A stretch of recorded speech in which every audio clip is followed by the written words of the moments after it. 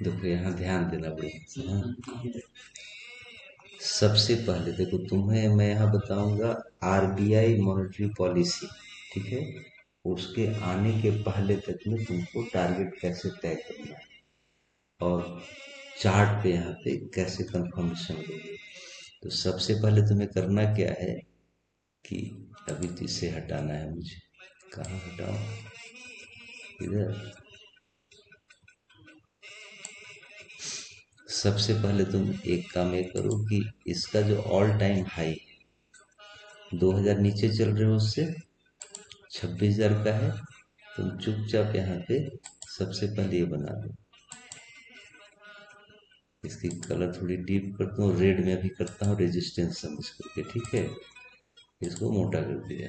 ये तुम्हारा हो गया 26,000 बाजार जाना चाहिए सोच के तुम बिहेव कर रहे हो, ट्रैक कर रहे हो। डेली चार्ट हुआ, ये मूवमेंट तो देख लिए, है ना।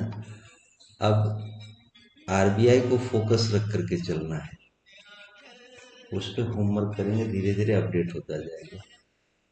तो अब इसमें तुमको करना क्या है कि वो तो जून 4-5 तारीख के आसपास में, 4-5-6 को है जून में। अभी अप्रैल तुम्हारा एंड हो रहा है, मई पूरा बाकी है।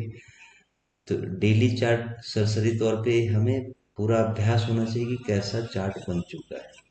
फिलहाल रेजिस्टेंस, इमीडिएट रेजिस्टेंस ये है। तो इमीडिएट रेजिस्टेंस को भी यहाँ हम बना ही ले तो बेहतर है। 24,000 लगभग 800 पे है, ठीक है।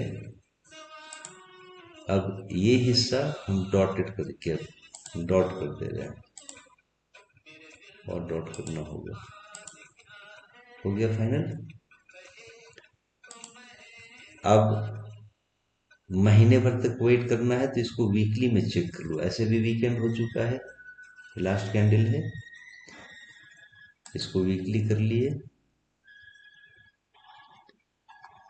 इसको बड़ा करो। ये मेजर रेजिस्टेंस है हमारा, जिसमें टारगेट हम लोग सितंबर तक मानकर चल रहे हैं कि 26,000 होगा, उसके पहले नहीं। लेकिन उसके पहले का इमीडिएट रेजिस्टेंस के पास में यानी 24,000 लगभग 800 पे, 784 यहाँ दिख रहा है, ये है। तब वीकली पे जब चेक करोगे तो ये जो बड़ी सी मूवमेंट है ये नहीं वाली, ये टकराई है, देखो ये बियरिश इनकल्फ है, देख रहे हो, हल्का बियरिश इनकल्फ है। मॉडिफाई करोगे तो इतना होगा, ठीक है। तो इस ढंग से यहाँ पे टकराया है इस वीक। अब इसमें तुम्हें करना क्या है कि आरबीआई के पॉलिसी के हिसाब से हमें होमवर्क करना है। तो आरबीआई का पॉलिसी, तुम्हारा मॉनेटरी पॉलिसी आ रहा है जून में, जो जून का महीना वीकली कैंडल है, ये तुम्हारा लगभग ये जगह होता है 2 जून, 4 जून को है ना। उसके बाद 9 जून होगा, तो 2 जून वाले कैंडल में ही तुम्हारा मॉनेटरी पॉलिसी सामने आएगा। तो इससे तुम इस वाले लाइन से चाहे जैसा भी तुम्हें पसंद पड़े ये ड्रा कर लिए। ये हमारा आरबीआई का है, चाह लिए तो यहाँ लिख भी ले, रेजिस्टेंस के ऊपर लिख लिए, है ना।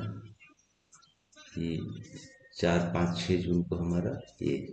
अब यहाँ से अंदाजा करो इस रेजिस्टेंस तक, यहाँ तो टकराएगा एक बार जरूर, कोई भी वजह होगी। उसके पहले तुम्हारा जीडीपी आएगा, फॉरेस्ट रिजर्व आएगा, बहुत सारी बातें आएंगी, इन्फ्लेशन के डाटा आएंगे। फिर आरबीआई मॉनेटरी पॉलिसी के पहले क्या होगा कि ये होगा वो होगा, रेट कट होगा तो नहीं होगा, तरह तरह की चर्चा शुरू होगी। उस सेंटीमेंट के आधार पे तुमको अंदाजा करना है कि मैक्सिमम चांसेस क्या है। तो रेट कट ऑलरेडी हो चुका है, डेट डेट अभी फाइनलाइज हुआ नहीं है, सितंबर में होगा। और आरबीआई का कहना है कि हम 2 बार रेट कट करेंगे, है ना। 3 भी कहा गया था लेकिन अभी सॉरी 2 रेट कट बाकी है, एक हो चुका है। तो पिछला रेट कट किए ही हो तो एक सही समय देखकर किया जाएगा, गवर्नमेंट प्रेशर बना चाहे पॉलिसी खुद आरबीआई तय करे। तो उसमें होगा क्या कि ट्रेड डील जो हमारा यूएस के साथ हो रहा है उसका वेट किया जाएगा। उसके पहले मुझे नहीं लगता, मेरी निजी राय है, मुझे नहीं लगता है कि रेट कट होगा। तो बहुत बुलिश होने का चांसेस नहीं है।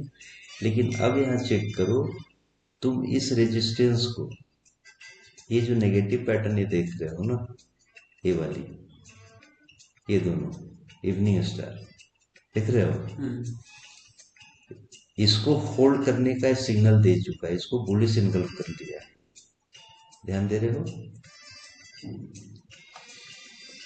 पहचाने? उसको कैसे बताऊं तुम्हें?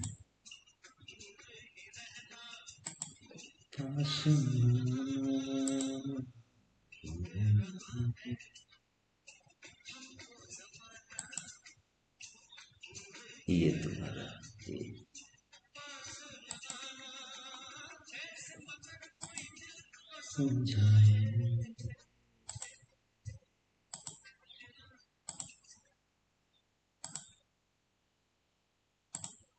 ठीक है, ये इवनिंग स्टार, इसको बुलिश इनगल्फ किया, वोलेटिलिटी आई है इसमें।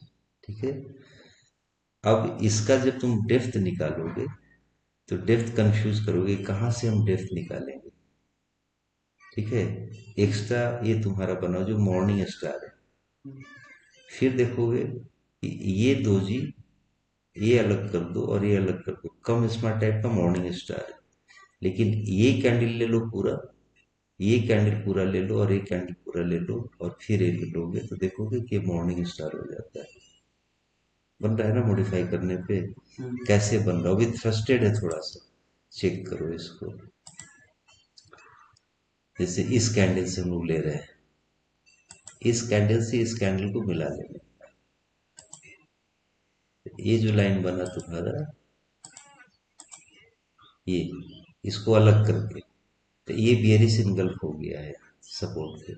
ये अलग कर दोगे पूरा, ये अलग ये अलग, तो मॉर्निंग स्टार है ना। और फिर इधर से ये इवनिंग स्टार दोनों बाजू में, यानी ये थोड़ा स्ट्रगल करके पार करेगा। और संजोग से भी हमारा पाकिस्तान के साथ लफड़ा शुरू हो गया, लेकिन वो अगर नहीं भी लफड़ा रहा तो ट्रेड डील हमारा अभी भी फाइनलाइज हुआ नहीं, वर्क उसका फ्रेमवर्क फाइनलाइज नहीं हुआ है, जो जुलाई में होने जा रहा है। तो आरबीआई मॉनेटरी पॉलिसी तक हम प्रेशराइज रह सकते हैं, लेकिन इस लेवल को जब होल्ड कर जा रहे हो तुम, ये देखो थ्रस्टेड है नहीं वाला कैंडल हल्का, ये बियरिश इनगल्फ्ड है, मॉडिफाई करोगे तो उसके बाद ये देखो वैक्यूम प्रेशर यहाँ ग्रीन वाली रेट से ऊपर है, यहाँ तक पहुंचने की गारंटी है, कम से कम यहाँ जरूर पहुंचेगा, दैट इज 24,800।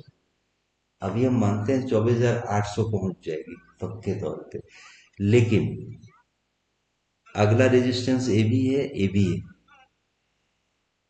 देख रहे हो, तो थोड़ा ऊपर जाता है 25,000 का लेवल होता है, तो मेन रेजिस्टेंस हम इसका कहाँ रखेंगे, 25,000 के लेवल। ऐसे ही तुम भी सोच करके करना, ये रेजिस्टेंस हम मानकर चलेंगे। ठीक है,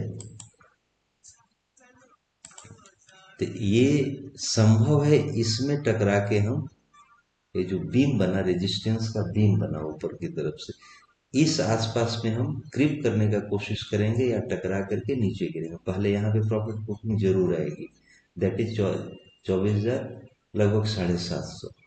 अपर लाइन रेजिस्टेंस का हो गया 25,000, यहाँ पे बीम बनेगा जिसको होल्ड करेंगे। तो जून के बाद जुलाई, अगला महीना, तो जुलाई में क्या होगा कि अगर हमारा फ्रेम और वर्क फ्रेम अगर फाइनलाइज हो गया ट्रेड डील का यूएस के साथ, तो हम इसको होल्ड करते हुए चले जाएंगे।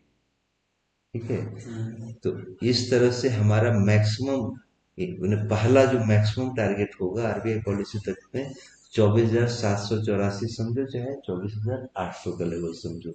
अगर उसमें गुड न्यूज आ गया, रेट कट वगैरह हुआ, तो हम इसको छू सकते हैं मोमेंटम के साथ। ये हमारा अंदाज, गारंटी नहीं है, बाकी इवेंट के साथ हम डिपेंड करेंगे। अब चेक करो, ये लेवल हम लिए, ये इवनिंग स्टार है ना, यहां से लेकर के ये ये वाला नहीं, ये बुलिश इनगल्फ है, ये लेवल को बुलिश इनगल्फ कर लिया है ये कैंडल।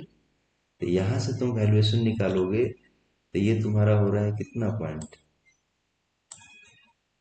यहाँ से 22,220 का लेवल। ठीक है, और ये इवनिंग स्टार जो दोजी कैंडल है 23,500, तो 23,500 और ये तुम्हारा 22,200 के लगभग में, ये कितना हुआ? 22,200 से लगभग 23,000, ये लाइन सॉरी, ये 23,500,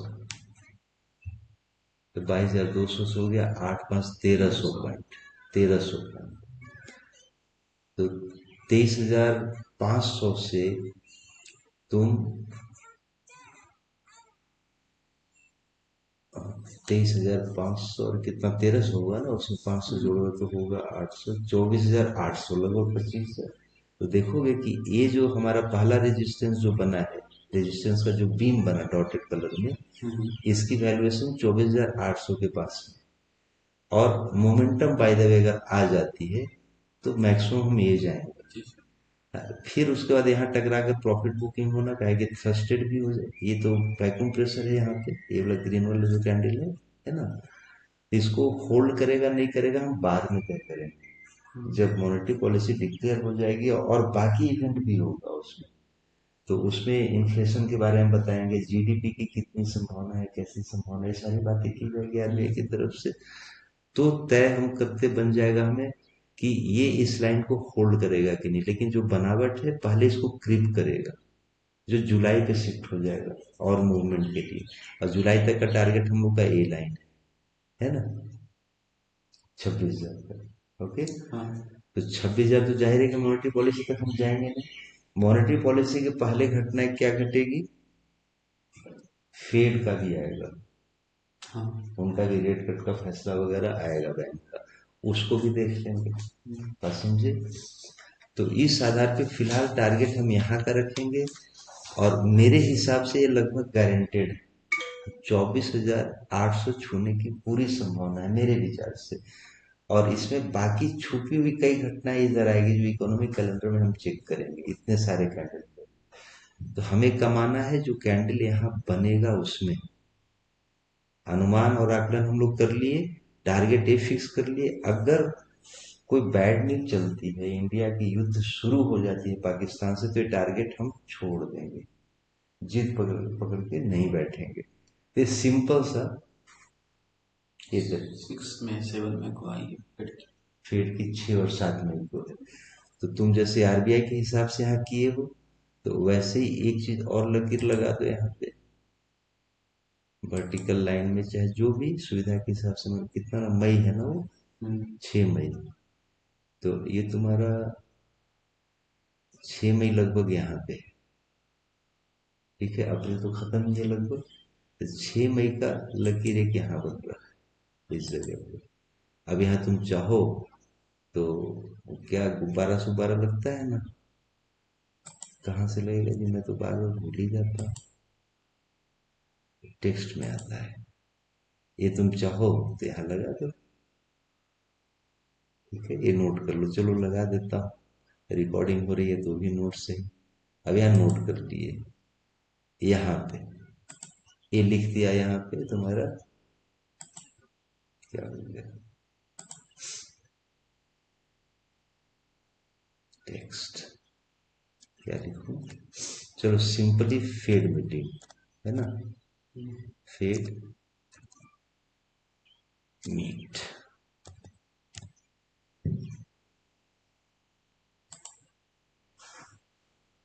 हो गया।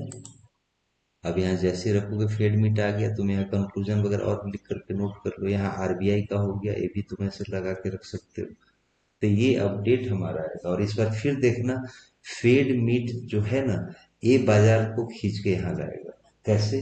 डोनाल्ड ट्रंप का टेंशन चल रहा है वहां पामिल से कि रेट कट क्यों नहीं करोगे, करना चाहिए था, हमने दखल अंदाजी हो रही है गवर्नमेंट, और इसका पेपर में काफी चर्चा हो रहा है। तो इसको जैसे अभी सेव करो, देखो।